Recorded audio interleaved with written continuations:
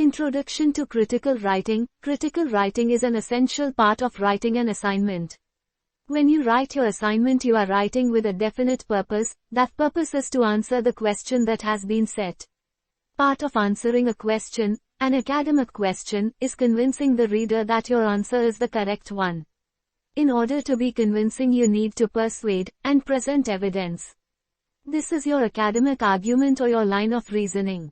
When you are researching information for your essay, you will evaluate the quality of information based on how well it is written, what references are given, and so on.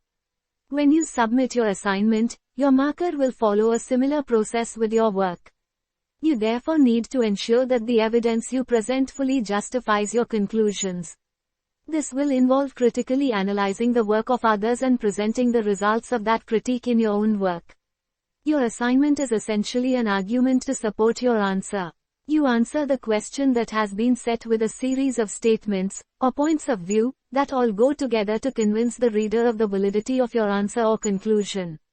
If your argument is going to be convincing, you need to provide adequate evidence to support your statements. If your statements, or premises, have adequate evidence, the reader ought to accept them. You also need to ensure that your premises support your conclusion. If you have premises in your assignment that are valid, but are not relevant, your conclusion will be weakened. You must stay focused on the question which you are attempting to answer, or the argument you are using to justify your answer. When you are writing, it may be a good idea to consider the maxims of conversation out forward by Paul Grice 1975.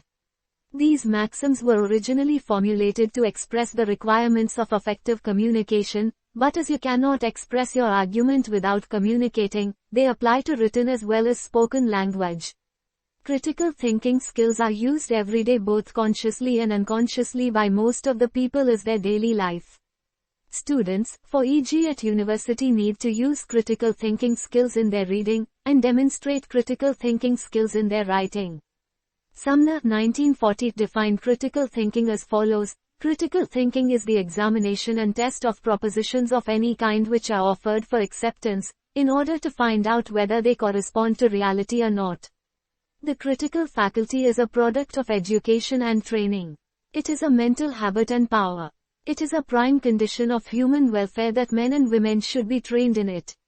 It is our only guarantee against delusion, deception, superstition, and misapprehension of ourselves and our earthly circumstances. p.632 A critical thinker is inquiring, analytical, and open-minded. Critical thinking involves reading and writing critically. Reading critically means examining different points of view with an open and inquiring mind, evaluating your own position, and drawing conclusions as to whether a particular point of view is persuasive. Writing critically means presenting your conclusions in a clear and well-reasoned way to persuade others.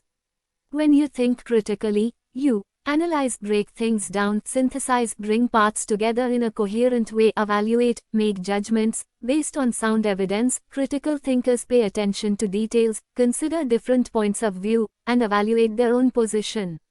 They not only develop an accurate understanding of an issue but also identify trends and predict outcomes. In addition, critical thinkers consider broad implications and long-term consequences.